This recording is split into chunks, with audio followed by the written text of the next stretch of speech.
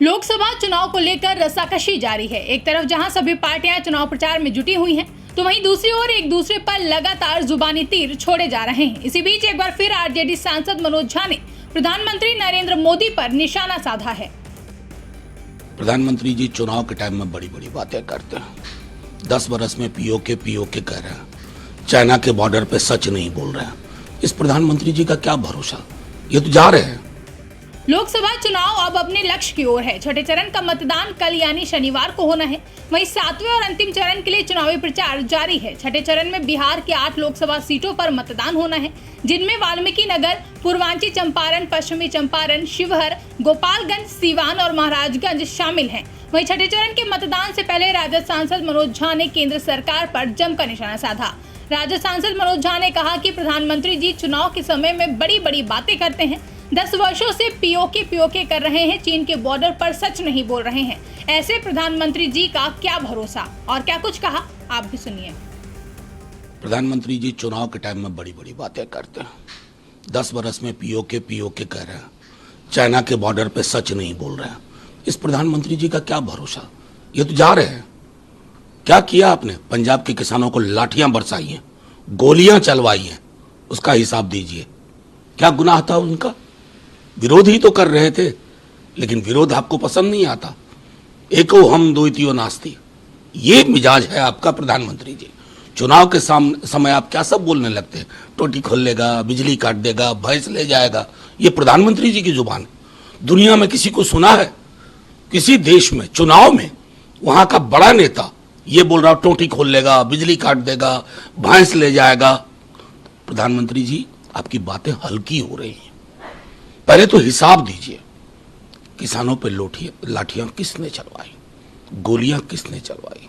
उतने किसानों की शहादत से आपको फर्क क्यों नहीं पड़ा?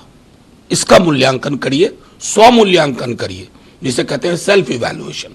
फिर आपको दूध का दूध, पानी का पानी नजर आए। राहुल गांधी ने कहा कि प्रधानमंत्री खुद को अब परमात्मा मानने लगे हैं, तो उन्होंने कहा, हे भगवान, आपने कैसा इंसान भेजा, ये सिर्फ 22 लोगों के लिए जीता। नहीं, देखिए, उन्होंने जो उसको उससे इतर में एक बात आपको कहता हूं, अगर आप ये बात कहते हैं कि परमात्मा ने आपको भेजा है, तो आपको डॉक्टर के पास ले जाया था। साइकोलॉजी में, मनोविज्ञान में एक चीज होती है, डिल्यूजन ऑफ ग्रैंडियोर। ये डिल्यूजन ऑफ ग्रैंडियोर फिनोमेना है। प्रधानमंत्री जी के अंदर ये घर क्यों कर गया है, ये चिंता का विषय होना चाहिए।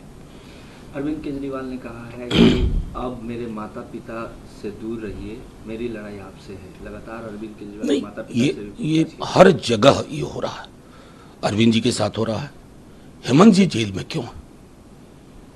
कल्पना जी जो घर में बंधी हुई थी, उनको बाहर आना पड़ा क्योंकि आदिवासी अस्मिता का सवाल है।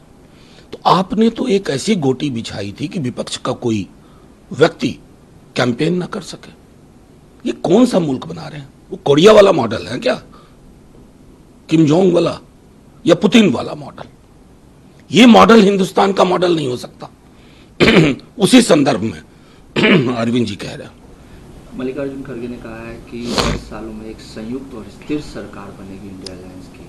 10 सालों संयुक्त भी बनेगी, स्थिर भी बनेगी। बेहतर प्रधानमंत्री होगा जो लोगों की थाली, उनके सुख दुख, उनके रोजगार की बात करेगा, जो आसमानी मुद्दों की बात नहीं करेगा, हकीकत में क्या लोगों को चाहिए उसकी बात करेगा। और इस देश को आज की डेट में मलहम की जरूरत है, जख्म पे नमक छिड़कने की जरूरत नहीं है। ये नमक छिड़कने वाले लोग हैं, आग लगाने वाले लोग हैं। ये अग्निशामक की राजनीति नहीं करते हैं। विपक्ष अग्निशामक की राजनीति करता है। ये बड़ा फर्क है। हम नौकरी की बात करते हैं, वो टोटी ले जाएगा, बिजली काट देगा, भैंस खोल ले जाएगा। बताइए, कहीं तुलना है? हम क्या कह रहे हैं, वो क्या कह रहे हैं? ताज्जुब होता है।